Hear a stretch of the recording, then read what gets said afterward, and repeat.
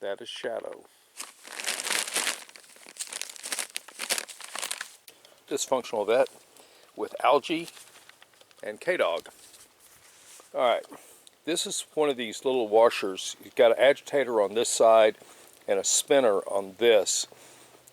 I got this for doing shop rags, things that I didn't want to put into my normal washer, and it's worked well. I have no complaints on that. It's worked well. However, there comes a point where everything dies, and this eventually died.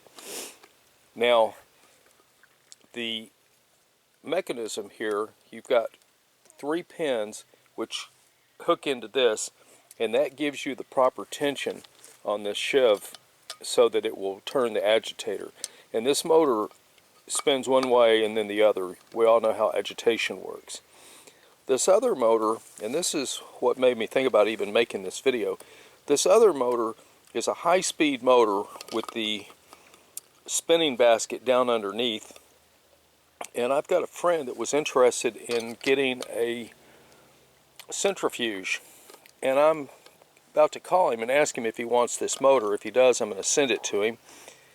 But the thing that I want to point out on this is that these little washers like this are extremely efficient.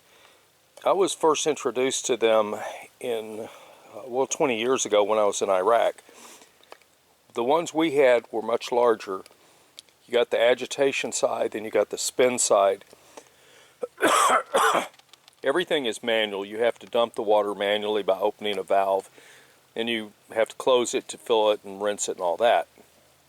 I'm not knocking that. It does work. You just got to sit there and baby the thing. However, for a shop washer, for your shop rags, these really can't be beat, and they're not that expensive.